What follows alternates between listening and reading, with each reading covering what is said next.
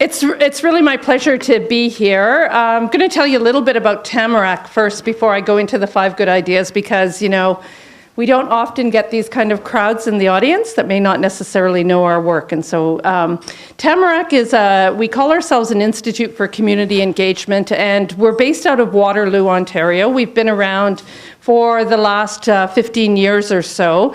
And really, Tamarack is a place where knowledge and practice come together. And so there are 5 idea areas that we're following: collaborative governance, collective impact, community development, community leadership, and a developmental evaluation, and 2 areas of practice where we dive deep into the issue. And one is poverty reduction. So we've been working for the last 13 years or so in place-based poverty reduction work across Canada. And then the second one is around neighborhoods and neighborhood revitalization or community engagement.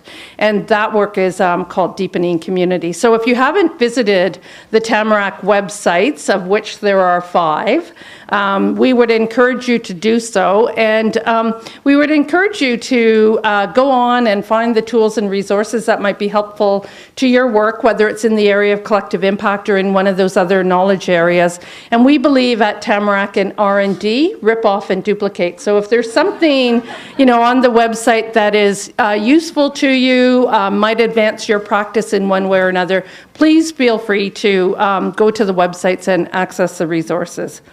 So I'm here to talk about 5 good ideas around collective impact. And it's a bit of a challenge thinking about this, because collective impact is a relatively new idea in and of itself. It's only really been around since the winter of 2011, when the first article appeared in the Stanford Social Innovation Review. And so I just want to take a quick pulse of the room. How many of you have read the articles about collective impact? There's been that initial one and then a couple subsequent ones, so about half the room, and that's what I was thinking that would be the case. I'm going to talk about a little bit about collective impact first, and then I'm going to go deeper into the ideas that I have around collective impact. And I really, part of my thinking and part of the thinking at Tamarack is that collective impact is really an emerging body of practice.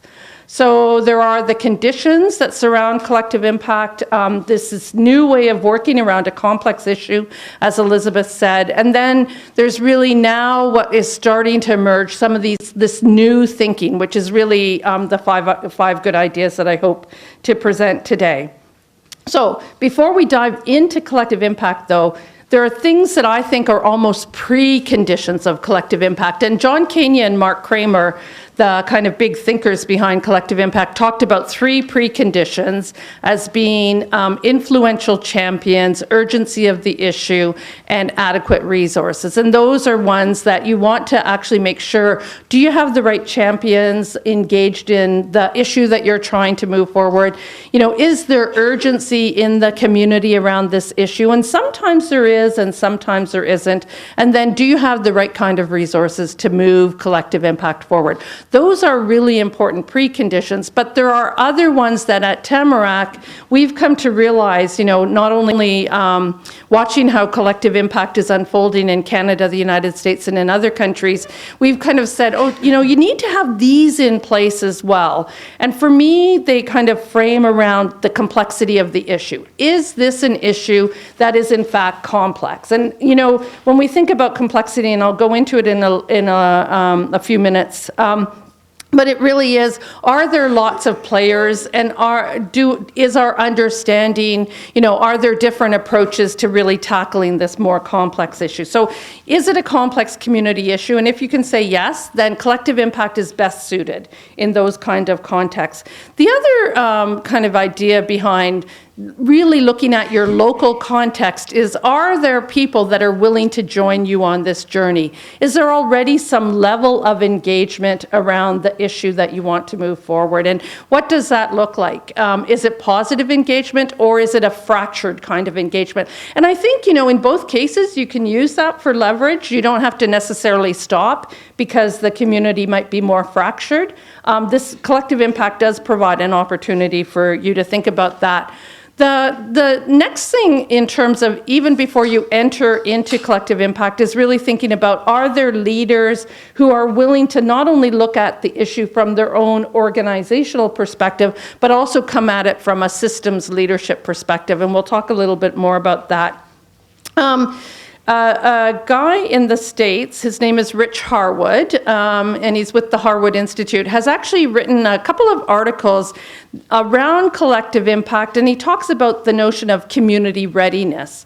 And so is the community ready to dive in to this issue that you and your colleagues are really interested in moving forward? And community readiness, he talks about 5 states of communities, but community readiness really sits in the middle of that. Are there enough people around the table? Are there enough, people that are interested in the issue? Do you know some of the data that really surrounds the issue? So thinking about, before you dive in completely into collective impact, really thinking about how ready is the community that we're wanting to engage around this issue available. So those are the things to think about even before you say, yes, collective impact is our solution. So what is collective impact? John Kenya and Mark Kramer would say that collective impact is positive and consistent progress at scale. That's a really important phrase because it is different than collaboration. So often we sit at collaborative tables and we want to do something and we want to deliver more services, but we're not as intentional as we should be about that positive and consistent progress at scale. So what that means to me when I hear that phrase is, we're going to put our flag in the sand and we're going to say, we want to move the needle on this issue, whatever the issue might be. And in Canada, and our experience at Tamarack is really around place-based poverty reduction. When we started the work about 13 years ago, there wasn't there was a kind of a small conversation about poverty in Canada, but there wasn't anybody really saying, we want to really experiment with this. And so we didn't know what we were doing at the time was collective impact, but it has many of the, conditions of collective impact embedded in the process that we undertook at Tamarack. So the scale that we were working in was the scale of communities, the scale of cities. So you need to determine what is the scale of the change that you're wanting to see. Is it at a neighborhood scale? Is it at a community scale or a city scale? Is it at, a pan-Canadian scale? Really understanding that scale is critical. And then the idea of positive and consistent progress. That really says that's the impact in collective impact, right? That we will say we want not people that are better off poor, we actually want a net reduction in the number of people that are poor in Canada. So wherever you land on whatever issue you're working on, it says that, you need to know what's the experience of people that are already impacted by that issue, and then where are we going to land in terms of the scale that we're working in and the positive and consistent progress that we're seeking, for that scale. So really important phrase when you're thinking about collective impact. What's the positive and consistent progress that we're trying to get to at scale? There are 5 conditions of collective impact, and this is really the meat of collective impact that we all know about. So the first one is a common agenda, and that really is the sense of bringing a whole bunch of people together from a lot of different perspectives. So it's not just about the same sectors talking to one another, it's actually bringing a lot of different perspectives to the table and saying, we are going to work towards the health of the whole, not the health of our individual organizations, but whatever we're working on, that positive and consistent progress, we agree that that's the common agenda moving forward. I would say that common agenda is a critical component of collective impact. Attached to a common agenda are things like, what is it that where are we going to land in terms of our indicators? What are the measures that we're going to hold ourselves accountable to if we collectively agree to moving this forward? And then the final thing is, how are we actually going to work together? What are the values and principles that will really drive our collective work? So those are critical elements of a common agenda. The second condition of collective impact is this idea of shared measurement. So if you think about the precondition, urgency around the issue, it's directly linked to shared measurement. you need to know enough data about who is being impacted by the issue, and then start to identify what are the measures that can show you that you're making that positive and consistent progress. So it's not something that we're always comfortable with. And I think one of the lessons that we've learned in collective impact, particularly at Tamarack, is how do we bring in the experts in this case, right? How do we bring in those people that are, that every day live with data or live with the measurement of their work? And so how do we bring them to these collective tables and really help us be informed by their lessons and their learning so that we can scale more quickly? The third condition of collective impact is mutually reinforcing activities. And I was just on a call last week with some folks in Montana. And they're a group of early home visiting, and they're looking at the 0 to 3 years for children and their families.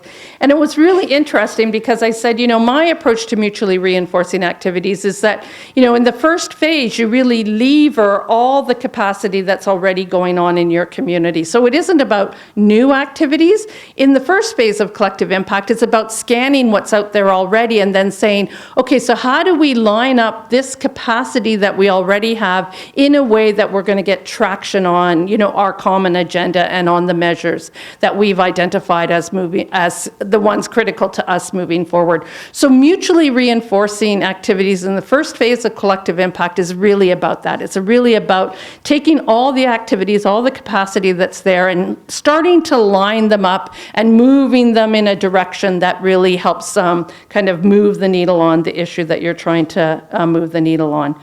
I don't know, but for the folks in Montana, that was a little bit of an aha, because they thought it was about doing new things. And I think that if you spend a lot of time doing new things, you actually miss out on all the stuff that's already going on that can be really pivotal and can give you that kind of short-term win, the low-hanging fruit, and all that product, that change that you want to see, and give you momentum around that.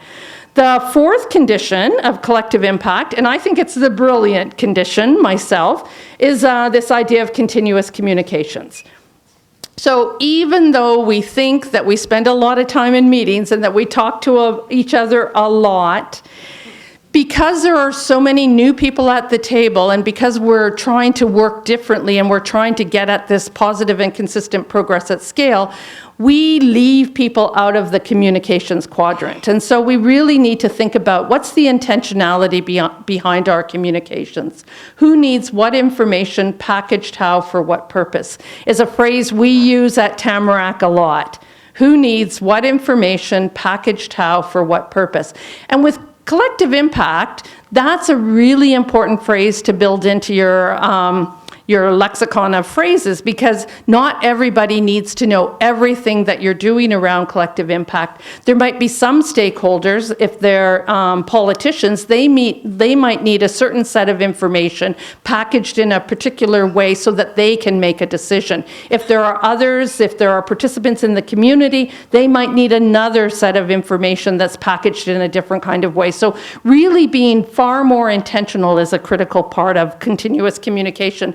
The other thing I think is important around continuous communications is really understanding that there's going to be multiple levels of accountability in this work. So all the folks around the table have accountability to each other, but then they have accountability outside to their organizations. There might be accountability to funders, there's accountability to community. So there's really paying attention to those complex and multiple layers of accountability. And then the final condition of collective impact, I've gone a little long on the 5 conditions, but they're important. The final condition, and in the US, they call it backbone organizations. And in Canada, it's much more backbone infrastructure, because I think that is a little bit more in keeping with what we've learned about collective impact as it evolves in Canada. It's really, what is the infrastructure that we require in order to make this work happen? And it means that it's not off the side of your desks, right? That someone is paying attention to moving the collective work forward, and that, there is some resources behind that. And, one of the the big lessons, I think, and this is a big lesson both in Canada, the United States, and in other places, is that backbone infrastructure is critical to making collective impact initiatives successful. So often collaboration happens from the corner of our desks, and if something else comes up, we lose attention to it. And then collaboration seems to wither and die. With having some backbone infrastructure in collective impact process, in fact, someone is paying attention to the health of the whole, the health of the collective impact work, and continually moving it forward. And so that's a critical way. And coming at it from an infrastructure perspective actually means that you can have flexibility and creativity in terms of your collective impact work. If you think about it only as an organization, I think we're sometimes limited to the mindsets that we have around how we form organizations. So that's collective impact. And it's kind of exciting, in Canada and in the United States, we're seeing real movement towards this idea of collective impact. And in Ontario, what's really exciting is the Ontario Trillium Foundation is going to be funding collective impact initiatives across Ontario as part of their portfolio of investments. So there is some of that movement. We're also learning that governments across Canada are also looking at collective impact as a way of moving forward. That's positive and also can be challenging, right? Because not everything is suitable to a collective impact approach. And in fact, a collective impact approach is a lot of really hard work if you're doing it well. So, so it's both edges of the sword, I think. So what are the 5 good ideas that I came up with when I was asked to think about this a number of months ago, and they're on the little handout sheet, so you don't have to write them furiously, but I'll go over them, and then I'm going to go over them in a little bit more detail. So the first one is, when you're looking to work collaboratively using a collective impact approach, I think it is best suited to complex problems. And there's some things about complexity and the complexity of the problem that I think is important to note, and I'll spend a few minutes thinking about that. So often, I remember I was in Australia about a year ago now, and I was at a conference and we were talking about collective impact, and this guy came up to me and he was with legal clinics across Australia, and he said, really what we want to do is we want to get all these legal clinics aligned in one way and all doing the same kind of thing. And I said, don't do collective impact. Do not do collective impact. That is, what you're trying to do is something different. And he walked away from that conversation, and I heard through the grapevine that he was freed, right, in some way, because they were thinking of taking on this big approach, when in fact all they were trying to do was to create a system, a streamlined system within a single sector, which is the legal clinics. They might eventually, once they get that streamlined system in place, they might then tackle something that's more complex. But at that point, they weren't ready to do collective impact. They actually had a different kind of an approach that they really needed. So really thinking about what's the complexity of the issue that you're tackling and how many players is a important idea. The second one I think about is this idea of systems leadership. And John Kenya has recently released a series of videos with Peter Senge talking about systems leadership, right? This new kind of leadership that we need around our collective impact tables. And I think it does call for a different kind of leadership, and so I'll spend a few minutes on that. I think the common agenda, it's the first condition of collective impact, and we might sometimes navigate through it really quickly, but you have to spend time in really thoughtful conversation around the common agenda. The challenge is that there's that product-process tension. To what degree are we going to talk about a common agenda and get everybody on around agreement to this common agenda, and to what degree are we going to actually work towards tangible results, right? And so in collective impact, we're seeing people kind of go through that early stage common agenda discussion. It usually takes 6 months to a year to really kind of have something that you can hold up as a strong common agenda. And I've got some things around common agenda that I want to share with you. I think it really is important to know deeply about the context of the people that are being impacted by the issue. And I had a conversation this morning with some of my friends at the Toronto Atmospheric Fund, right? And we're talking about measures and all that kind of thing. And and the gist of the conversation was that once you know intimately the nature of the issue from a demographic, who's being impacted perspective, then you can actually start to really say, okay, so is this a strategy that might work, or is this a strategy that might work? So really being quite persistent about that, I think, is critical. And then finally, in addition to focusing on the short-term shifts, I think also pay attention to the policy and systems changes that, this is collective impact is about policy and systems shifting at its very core. And so paying attention to that and really saying, okay, so what are we observing in real time? How are some of those small piece shifts happening, and what are the big P shifts that we want to actually focus on, or the big system shifts we want to focus on, I think is a really important. And they're also a lens on, why we're not being successful currently. Because these complex issues, we're not tackling them, we're not getting traction on them, and it's because we don't understand, the barriers that are preventing us from making those changes happen. Okay. So I'm going to go through the issues really quickly. So the complex issue.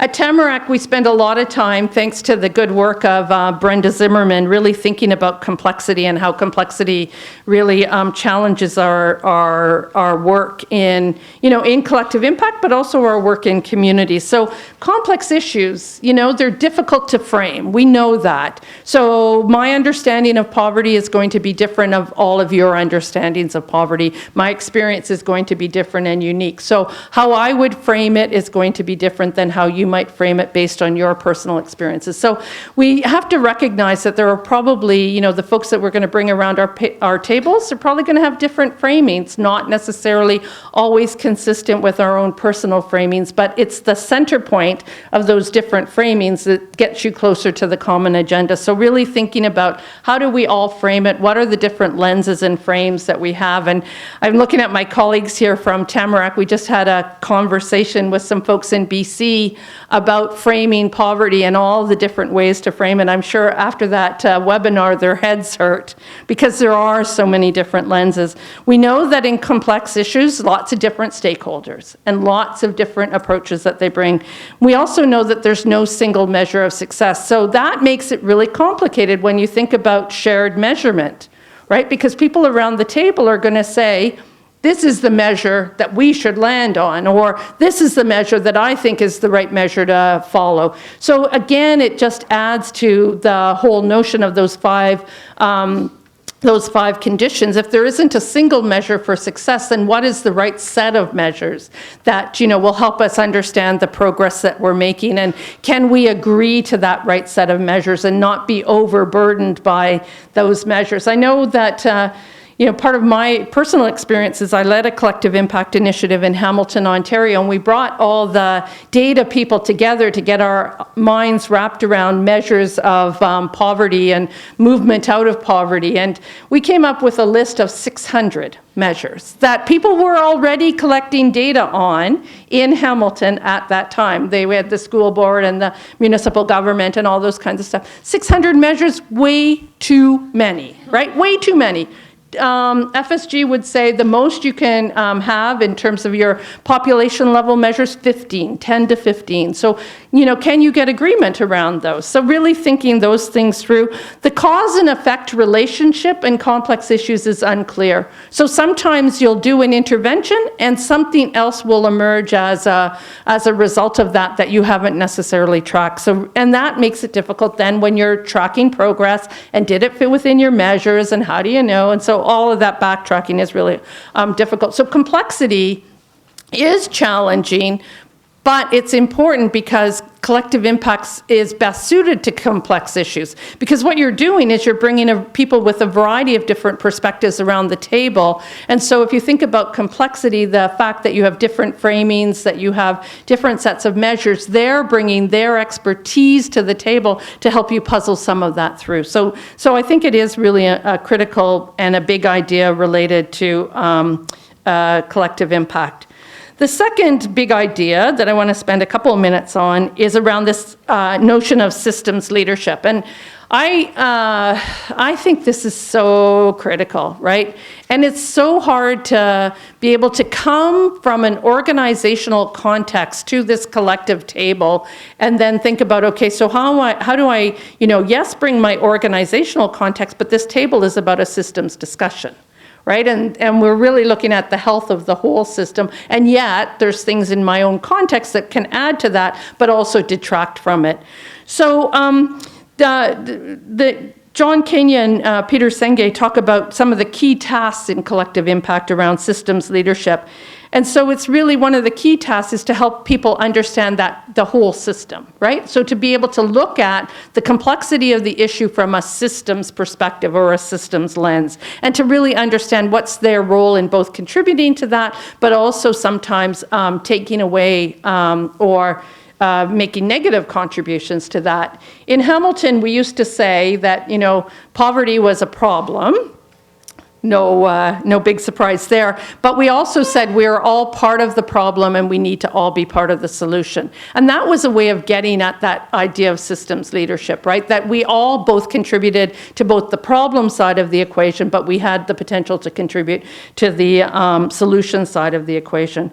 The other thing that Peter Senge and John Kenya talk about is this idea to foster a different kind of dialogue that leads to greater clarity around the issue. And so that's about having those more difficult conversations, and that's where the notion of continuous communication comes into play, right? What are the challenging conversations that we need to have around these tables, particularly around a complex issue where we can share our framing, how we frame it, but then we can also be open to listening to the other framings and then try to find that center point of solution. And then they would also say that the third thing around systems leadership, the third key task, is to move, to shift the collective focus from reactive problem solving into really this co-creation of the future. Right? To really begin to envision what the future might look like if we co-created something that was different together. And I think that's part of the common agenda piece, to really think about, okay, so how do we envision a future that is different, right? Recognizing that the future we have right now has lots of constraints to it, but how do we envision a future that's a little bit different? And so he says that, both of them say that systems leadership is developmental, right? And so we don't always come into these tables kind of saying, okay, yes, we are systems leaders and we're able to enter into this kind of connected and collaborative space. In fact, often what happens is we snap back into our old ways of working. As Brenda Zimmerman says, okay, I'm a funder and this is the lens I bring to the table, or I'm a practitioner and this is the lens that I bring to the table. And those are really challenging conversations when we're trying to work in a collective impact context, because the collective impact context is about the health of the whole. So in some ways, you've got to say, okay, I'm a funder, here's my contribution to moving this forward, as opposed to really being so embedded in your funder perspective. So that's the second big idea that I have that's related to this, or good idea. I guess it's not a big idea, I guess it's a good idea. The third good idea is the common agenda. And so John Kenya and Mark Kramer and the folks that have written about collective impact have some of the things that they talk about in terms of a common agenda. What we have learned at Tamarack is that there are three things that we think are important for a common agenda. That it has to be aspirational, right? That it can't be, common sounds a bit common actually, but what is it that, you can get people to aspire to, right?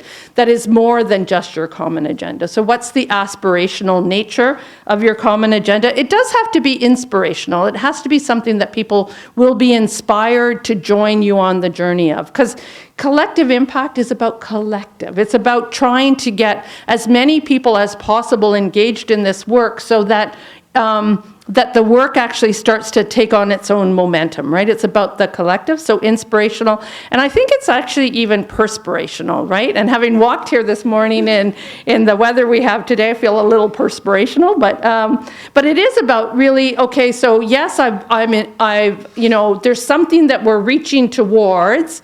We're inspired by this, but we're going to do some work to get there.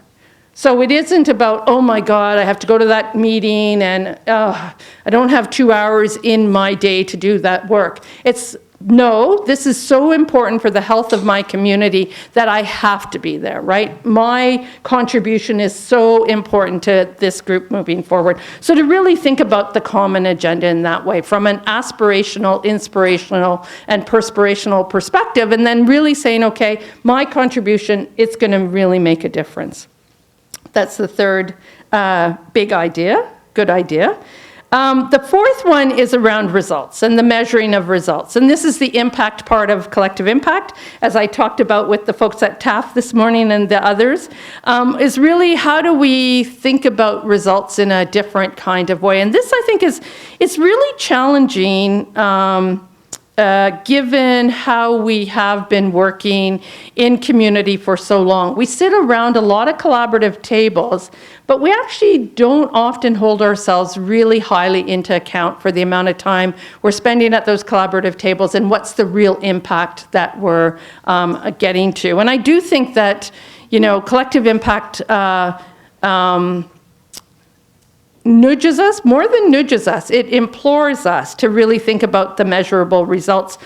But it's thinking about them in a different kind of way because, collective impact, it's a process.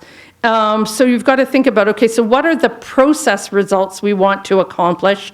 What are some of the progress results that we want to hold ourselves accountable to? What are some of the population level shifts that we think are important for this work to really have even a greater impact than individual programs and services? And then ultimately, what's the population shifts that we're aiming towards, whether it's around high school graduation rates or, literacy rates or low birth weight babies. It doesn't matter what the context is, but the four ways of looking at measures is a critical piece, because what happens in collective impact is you have this tension, this process product tension, by really focusing on different kinds of measures across the collective impact continuum. You can get results really quickly and start to report on those kinds of results, which actually can give you momentum to do even more work in the area. And the more momentum you have, it almost becomes like a self-reinforcing prophecy, right? The more momentum you have, the more people you're going to draw to the work, and the more the work will get sustainable and embedded in how things are moving forward. So to think about results in a couple of different categories is, I think, a really critical and important piece. But the critical thing is to measure the results and to be able to communicate them and to also learn from what is working well and what isn't necessarily working. I'll tell you a really quick story of my experience in Hamilton that has to do with results. So we were, about 4 years into the work of the Hamilton Roundtable for Poverty Reduction, maybe 3, and we saw a decrease in the low-income cutoff and the number of people living in Hamilton by 6%. Woohoo! What a great news story, right? And that was actually the day that newspaper article came out, was the same day that the mayor was hosting a huge gathering of the business community, and he really wanted to announce this big result, right? 6% decrease. That's nothing to sneeze at. But when you actually started to look at those numbers, the roundtable's focus was to make Hamilton the best place to raise a child. the number of people moving out of poverty were seniors, a significant portion. 4% of the 6% were seniors, and part of the reason why they were moving out of poverty was there was this tax transfer that was happening that was helping them to kind of move out. And there had been a lot of work that had happened in the community to help particularly diverse seniors and others with low literacy to fill in their tax forms to make sure that they got all that tax transferred money to help them move, slightly below the poverty line to maybe slightly above the poverty line. So, the mayor wanted to talk to all the business people about how this collective impact work was really making a big difference. And yet, when you looked at the numbers, not so much in the area that we were focused on around poverty, making Hamilton the best place to raise a child. So it is important to think about, the measures and the learning from the measures, right? So the moral of the story, or the second part of the story, was we looked at actually what had happened for seniors, and we started to embed that process into the work we were doing with families, and particularly because in Hamilton there is quite a diverse population and a lot of newcomers, and they don't necessarily understand the Canadian tax system, right? And so that learning from that positioned us into a strategy that was actually quite impactful. But it is critical. The shared measurement is one thing. The learning from the shared measurement is another thing to pay attention to. Okay, I'm at my final one. And I think this is my final good idea is really pay attention to policy shifts. And I think that this is a Canadian lesson more than a US lesson, which I find is interesting because it's far more difficult in the US I guess they must have a more complicated system of elected officials and things like that. But it's easier in Canada to get some of that small p and big P policy shifts happening. And I think you want to really pay attention to where are the windows to bring the collective impact effort into the attention of senior decision makers so that they can, you can support them in moving the decision forward in one way or another. And I think that this is something that we learned over the last 5 years, particularly in our, or not even the last 5 years, over the last 10 years, particularly in our Vibrant Communities work. We had the Caledon Institute working as a partner with Vibrant Communities. And one of the things that we did with the Caledon Institute was really pay attention to the policies that were impacting people living in poverty from being successful. And we spent a lot of time as a community thinking about those kinds of things because of the Caledon Institute. And, as we started to track the changes that were happening in these 13 cities across Canada, we saw this kind of movement of really pretty significant and substantive policy shifts happening in these 13 cities. And what we were able to do then was to take, a successful policy shift like fair fares in Calgary. We were able to scale it in other communities. And I think that if you pay attention to those opportunities in this work, and if this is about policies and system shifting, then you really have to say, okay, so where are the windows that are opening to us? And then how do we go through those windows? And what are the shifts that we want to try to achieve through that?